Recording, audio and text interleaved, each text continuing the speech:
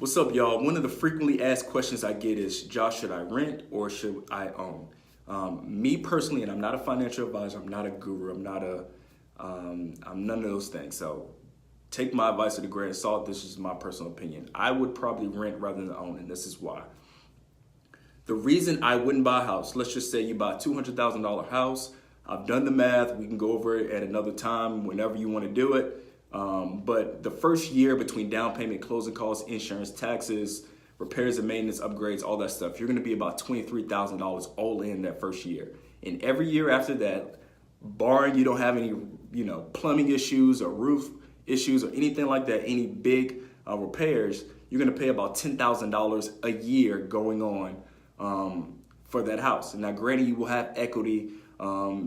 You got your money into a property. So at some point, you're hoping that that property appreciates. You're able to sell for a higher price. You get all that cash out and go buy another house or do whatever you want to do.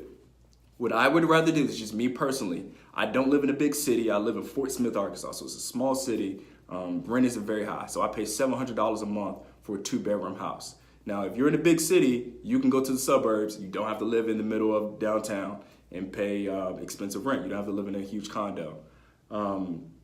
So what I would rather do is pay my rent, $700 a month, not have to pay taxes, insurance, repairs and maintenance, upgrades, none of those things. If the plumbing goes out, I call the landlord, he fixes it.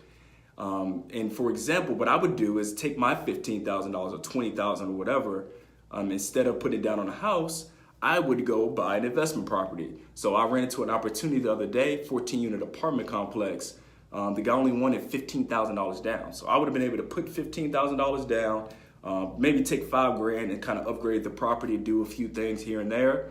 And then I'm getting cash flow every single month.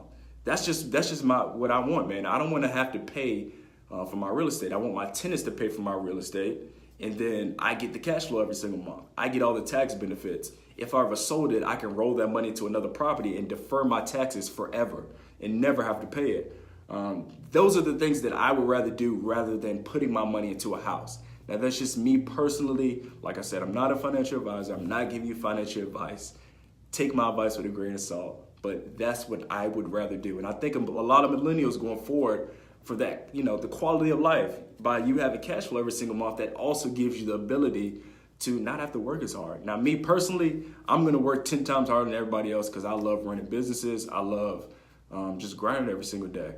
But if you just want to get that cash flow and go to Dominican Republic or go to Jamaica or go to the Bahamas, you can do that because that real estate is going to continue to flow and cash flow without you being there. So that's what I would rather do. And that's just my opinion.